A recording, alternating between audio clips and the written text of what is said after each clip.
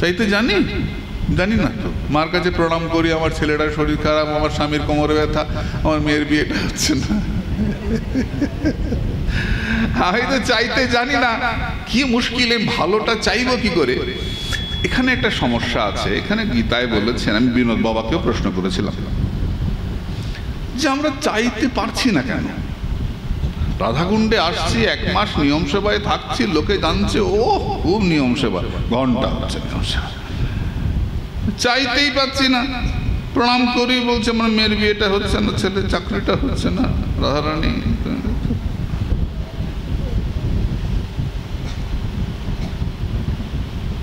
চাইতে পারছি না কেন? আমার মনটা ঈশ্বরের দিকে যাচ্ছে না কেন? এখানে বললেন বলাদিব নিয়োজিত।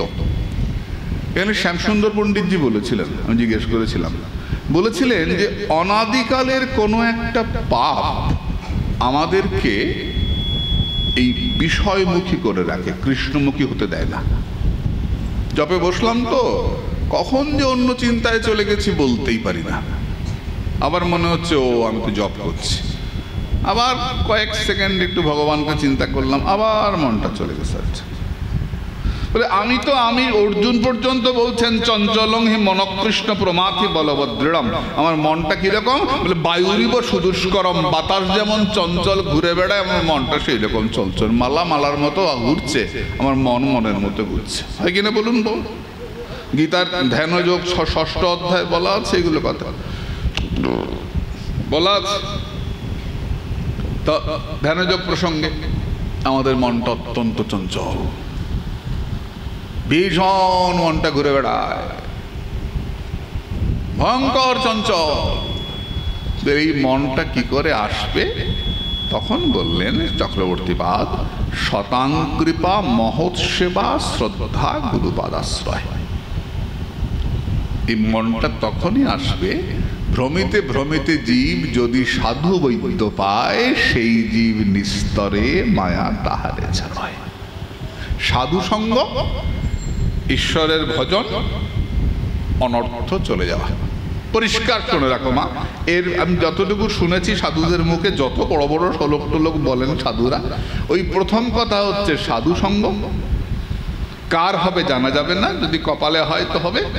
সাধু সঙ্গ হলেই মনটা ঈশ্বরের চরণে যাবে, আর ঈশ্বরের চরণ যেই যেতে আরম্ভ করলো, মনটা ঠাকুর ঠাকুর নিতাই নিতাই বলতে আরম্ভ করলো, সঙ্গে সঙ্গে তোমার বাধাগুলো কাটতে আরম্ভ করলো, অনর্থ চলে যাবে। তাই কৃষ্ণ ভক্তি জন্মমূল হয় সাধু সঙ্গ। এই সাধু সঙ্গের প্রভাবে মন পরিবর্তন হবে এবং আমরা ভগবানের দিকে যাব।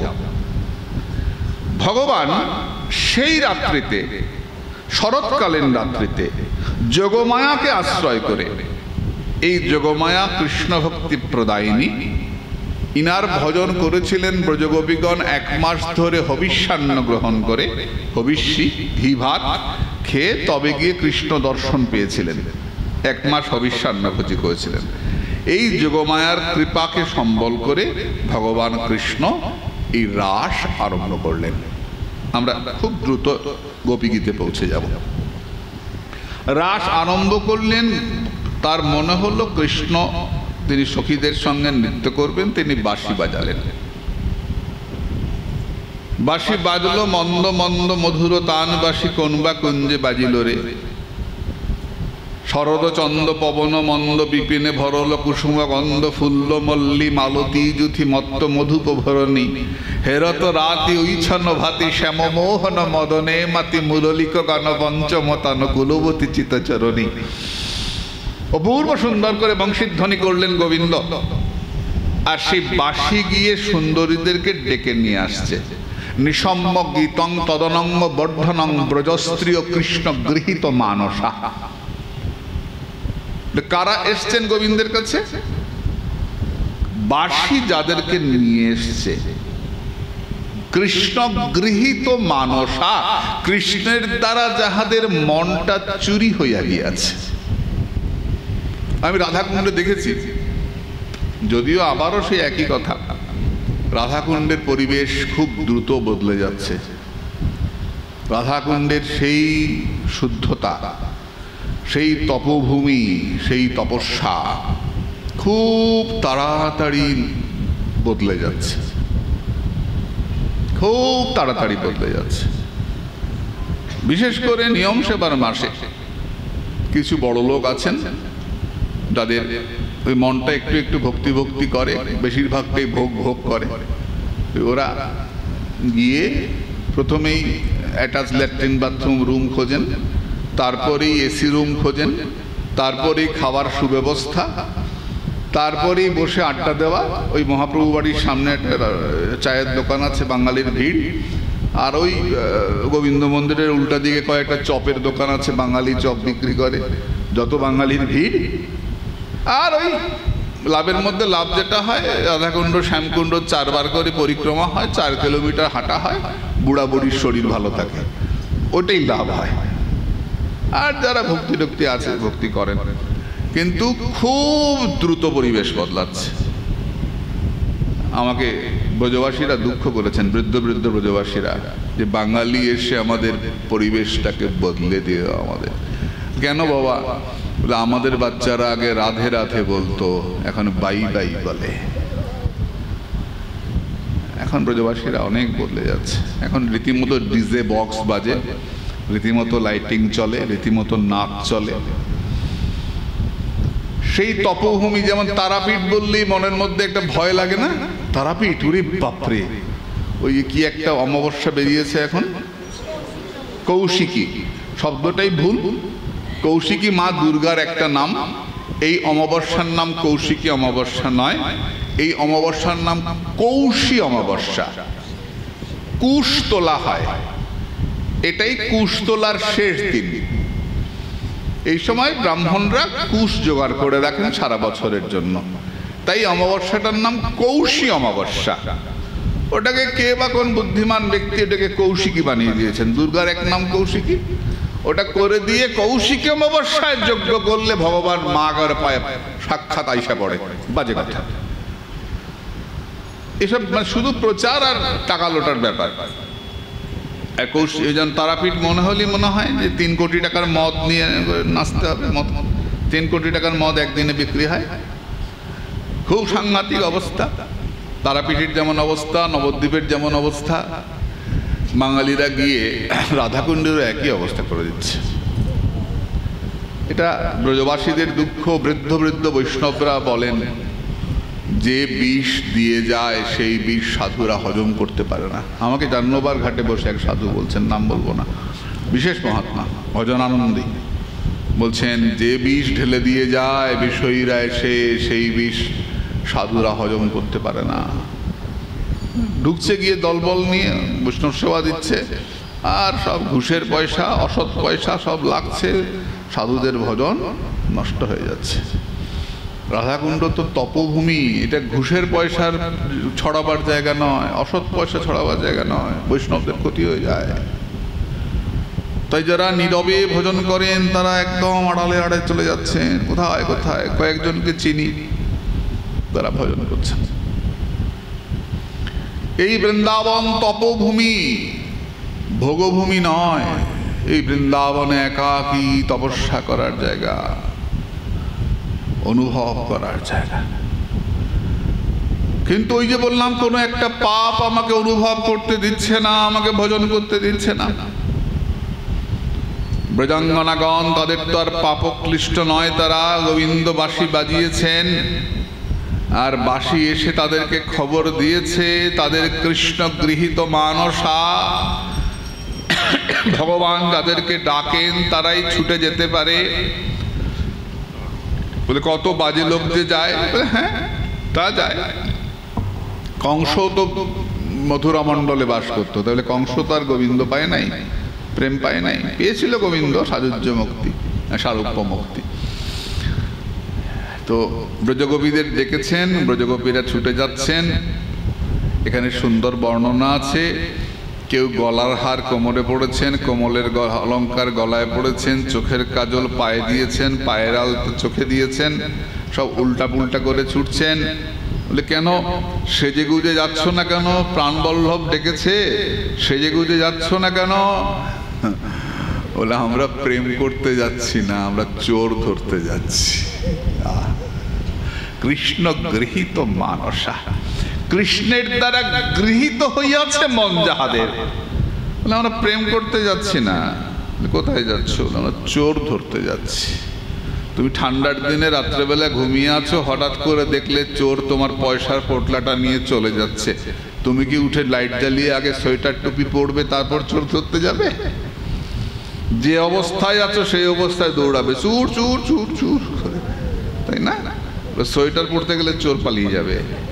যে আজ তারা গৃহকর্মে ব্যস্ত ছিলেন, হঠাৎ বাঁশি আসলো আর মনটাকে চুরি করে নিয়ে চলে গেল। আর ব্রজসুন্দরী গণ ছুটে যাচ্ছেন কেন?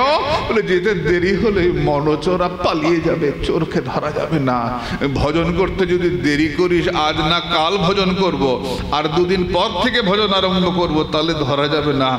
যখন মনে টান এসেছে তো এক্ষুনি বেরিয়ে চল, ছুটে চল, চল সখী তরা করি দেখি গে প্রাণের হরি, চল আমরা ভজন করতে যাই। এই অনুরাগ ভজনে নিয়ে যাবে। তারা গিয়ে দাঁড়ালেন, ভগবান কৃষ্ণের সঙ্গে কথা আরম্ভ হলো। স্বাগতম্ব মহাভাগা প্রিয়ং কিঙ্করবাণী বা, আরে এসো, তোমরা কেন এসছো? ডেকে ডুকে নিয়ে এসে কি অপমান? বলে কেন এসছো? বাড়ি চলে যাও। শ্রবণাৎ দর্শনাৎ ধ্যানাৎ মই ভাবনুকীর্তনাৎ ন তথা সন্নিকর্ষেণ প্রতিজাত তত গৃহান। বাড়িতে গিয়ে আমার নাম কীর্তন করো, আমার কাছে থাকলে আমাকে পাবে না।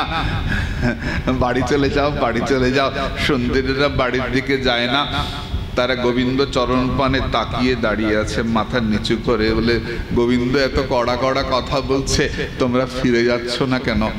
গোবিন্দ চরণের দিকে তাকিয়ে দাঁড়িয়ে আছো কেন?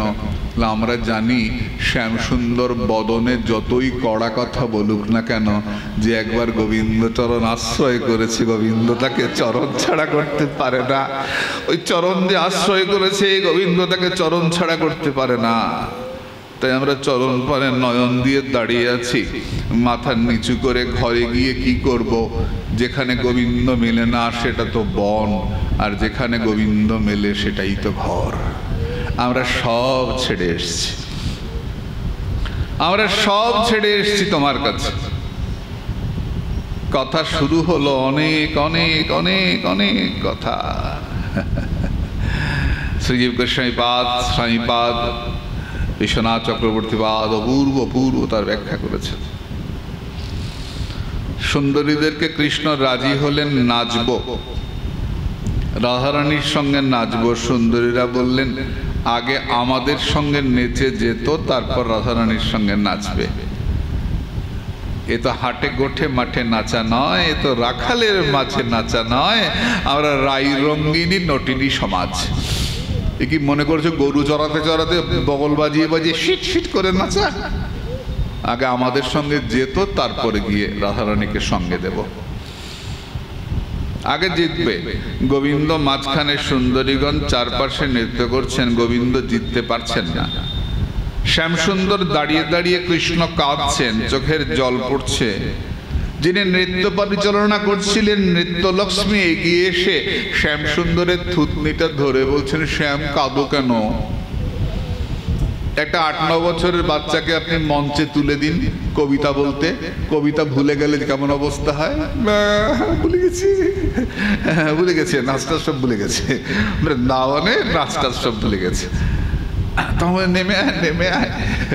তো নৃত্যলক্ষ্মী গিয়ে বলছেন, শ্যাম কাঁদো কেন?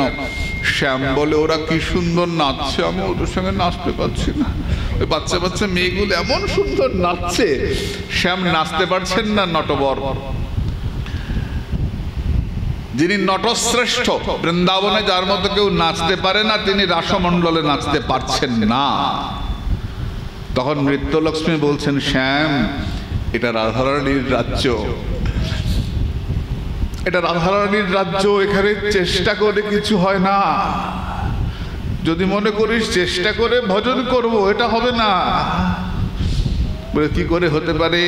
যেটা অনেক কঠিন সেটা অনেক সহজ হতে পারে যদি প্রাণ ভরে জয় রাধে বলিস, হয়ে যাবে। এটা রাধারানীর রাজ্য, এটা প্রেম রাজ্য।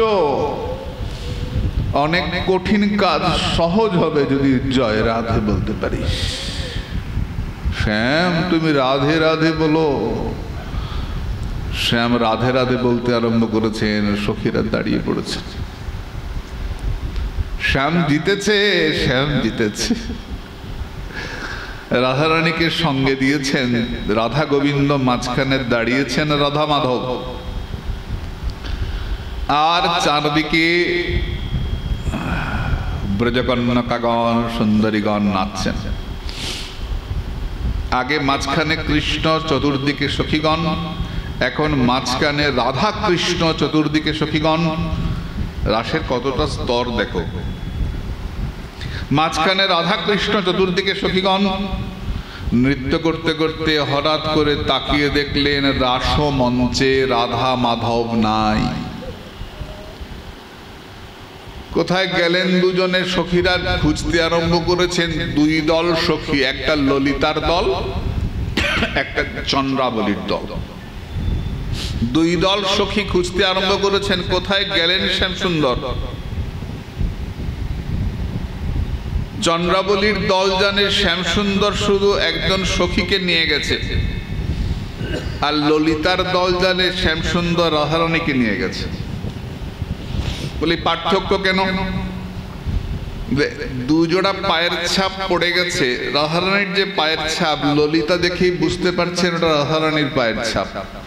চিহ্ন চেনেন তো, রাধা চরণ চিহ্ন। আর চন্দ্রাবলীর তো আর রাধা চরণ চিহ্ন সেবার সৌভাগ্য হয় নাই, রাধা চরণের সেবার চরণ চিহ্ন চেনেন না। তাই চন্দ্রাবলী বলছেন কোন এক সখী গেছে। দুই দল বেরিয়েছেন, তারা জিজ্ঞাসা করে করে চলেছেন, হা নাথ রমণ পৃষ্ঠ কাশী কাশী মহাভুজ দাসাস্তে কৃপণয়া মে দর্শয় সন্নিধিম। হে নাথ, হে রমণ, একবার দেখা দাও, এই দাসীদেরকে দেখা দাও, একবার দেখা দাও, একবার দেখা দাও। এই ভাবছেন আর এই বলছেন আর ছুটে চলেছেন। প্রত্যেককে জিজ্ঞাসা করছেন। কি বর্ণনা! লতাকে জিজ্ঞাসা করছেন, লতা তুমি এত থরথর করে কাঁপছো কেন? আনন্দ হয়েছে বুঝি? যাওয়ার সময় বুঝি আমাদের বধূয়া তোমাকে স্পর্শ করে গেছে? গাছ, তুমি আনন্দ জাড্য প্রাপ্ত হয়েছে কেন? তোমার পাতাটা নড়ছে না কেন? শক্ত হয়ে আছো কেন? ও বুঝেছি, তোমাকে স্পর্শ করেছি, আনন্দে তুমি শক্ত হয়ে গেছে। এই এমনি করে করে এই জিজ্ঞাসা করতে করতে যাচ্ছেন। কারা যাচ্ছেন? কৃষ্ণ ভাবে ভাবিতা কৃষ্ণময়ী প্রক্তা। এখানে ব্যাখ্যা দিচ্ছেন যে কেউ কৃষ্ণ হচ্ছেন, কেউ অন্য কেউ হচ্ছেন। এমনি করে তারা অভিনয় করছেন চলতে চলতে। কেন করছেন? ব্রহ্মবিদ ব্রহ্মৈব ভবতি, এখানে এটাই বলছেন। যদিও কি বলবো, সাহিত্য দর্পণ এখানে বলেছেন যে সাধারণীকরণ হয়ে যায়, একীকরণ হয়ে যায়। কি করে বোঝাবো আপনাদের মায়েদের? আবার একটু জাগতিক জগতে নেমে আসি। মনে করো তুমি কোনো একটা নাটক দেখছো, কোন একটা চলচ্চিত্র দেখছো। হ্যাঁ, হরিশ্চন্দ্র দেখছো। তো হরিশ্চন্দ্র শ্মশানের ডোম হয়েছেন না, ঘটনা আছে না? তো তোমরা দেখতে দেখতে কি করো? কাঁদো না? তখন যদি কেউ তোমার জিজ্ঞেস করে যে তুমি কি হরিশ্চন্দ্র, না তুমি ওই ছেলেটা, না তুমি রানী, কে তুমি? আমি কিছুই না। তাহলে কাঁদো কেন? ওই ছবি দেখতে দেখতে আমি ছবি হয়ে যাই, ছবিটা আমি হয়ে যাই। এটাকে বলে সাধারণীকরণ। ওর সঙ্গে মিশে যাওয়া, ওই চরিত্রের সঙ্গে মিশে যাওয়া। তেমনি যারা ব্রহ্ম উপাসনা করেন, পূর্ণ ব্রহ্ম গোবিন্দই বলো আর যাই বলো, যারা ভগবানের উপাসনা করেন, এই ভগবত চিন্তা করতে করতে তারা ভগবানময় হয়ে যান, কৃষ্ণময় হয়ে যান। এটাই ব্রহ্মের সঙ্গে একীভূত হয়ে যাওয়া। আমরা অনেকে নকল করার চেষ্টা করি, নকলটা ঠিক নয়। ঠাকুর রামকৃষ্ণ মাকে খাওয়াচ্ছেন, নিজেও খাচ্ছেন, মাকে খাওয়াচ্ছেন। আমি তো আর রামকৃষ্ণ নই, আমি তো সেই স্তরে উঠি নাই। তাহলে একজন মহামানব তিনি মায়ের চিন্তা করতে করতে তিনি মাতৃময় হয়ে গেছেন। মাকে খাওয়া, তুই খাবি না আমি খাই, আমি খাবো না তুই, এই হতে চলে গেছে, মাতৃময় হয়ে গেছে। যারা ব্রহ্ম উপাসক তারা এমনি হন। এর থেকে কোটি কোটি গুণ উচ্চ স্তরে যে ব্রজগোপীগণ, যারা এই জগতের কোনো ভাবনায় পড়েনি না, যারা ভগবানের নিত্য সহচরী, তারা যে কৃষ্ণময়ী হবেন এতে কোনো আশ্চর্য কিছু নাই। কৃষ্ণময়ী প্রক্তা সারাধিকা এখানে বলেছেন।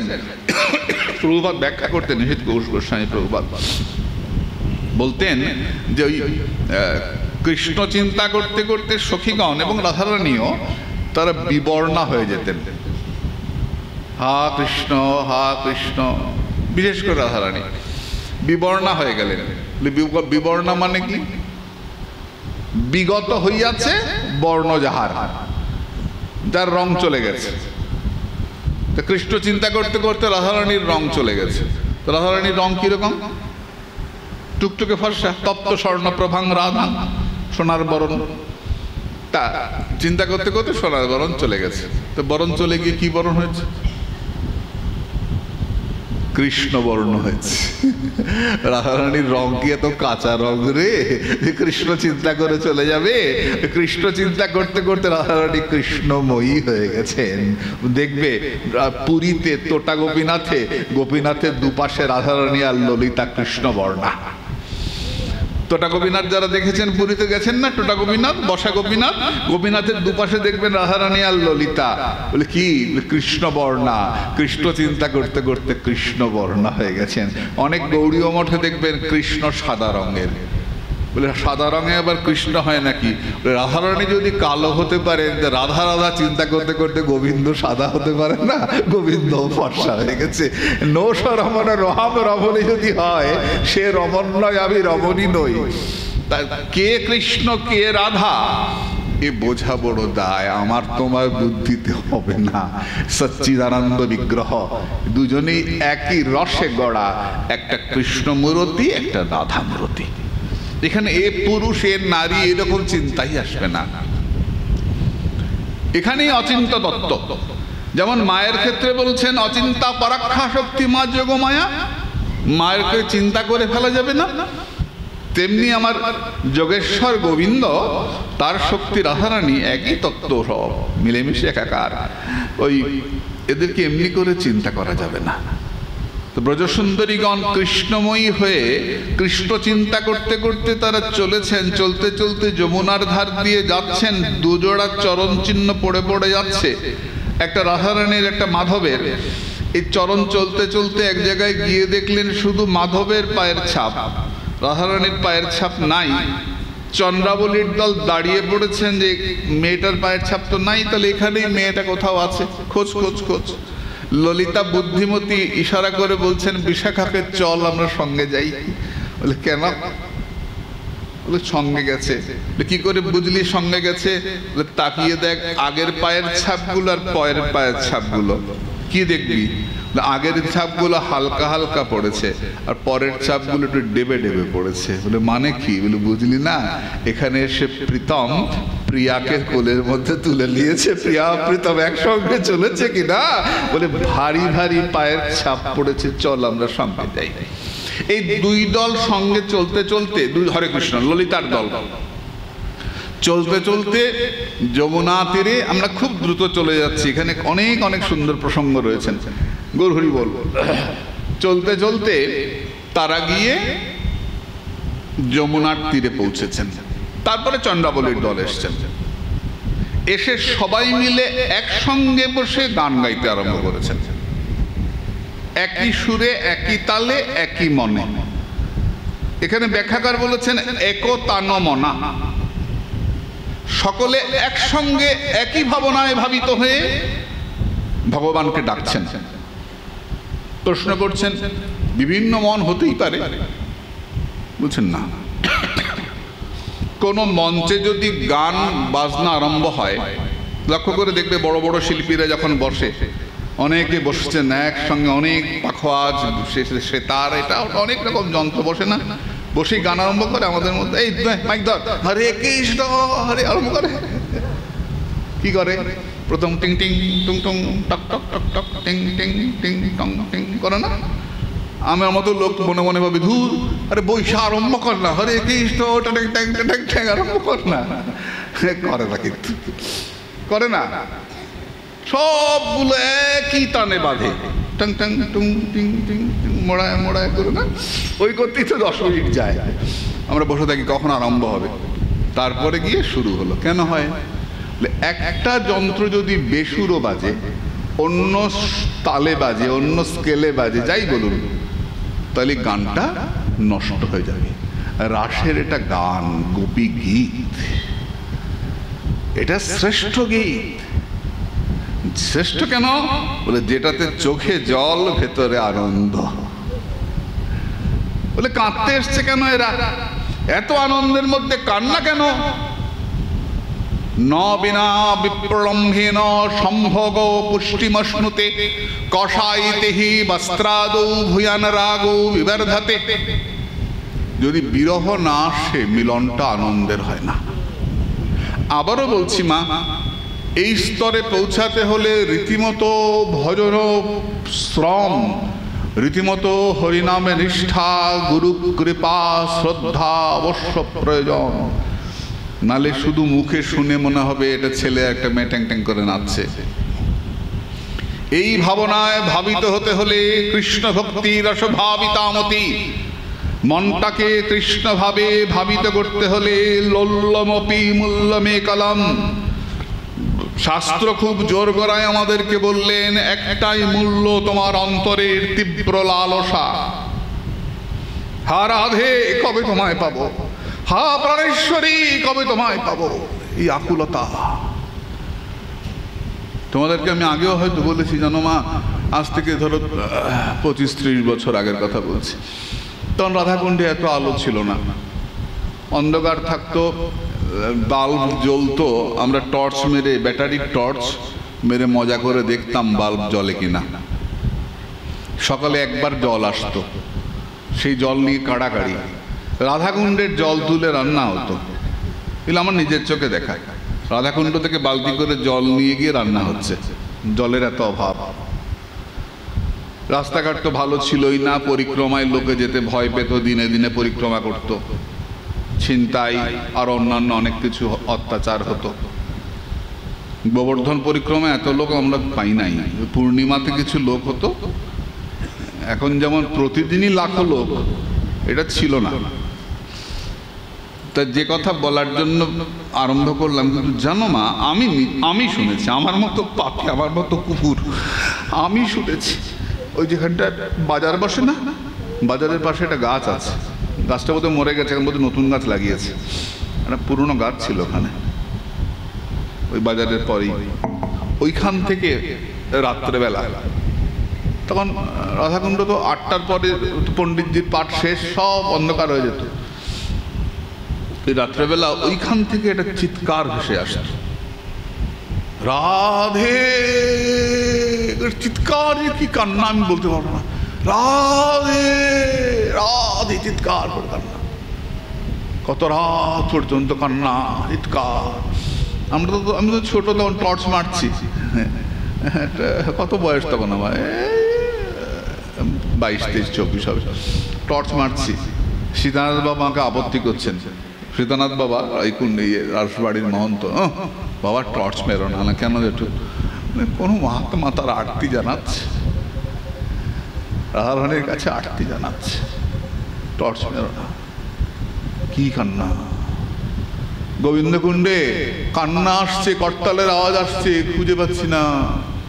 রাত্রেবেলা কে কাঁদে জঙ্গল থেকে, খুঁজে পেলামই না। সকালবেলা গেছি খুঁজতে, গিয়ে দিকে একটা উল্টানো গামলা, ওপর দিকে একটা পাইপ বের করে এমনি করা, আর গামলার নিচে এইটুকু একটা রাস্তা।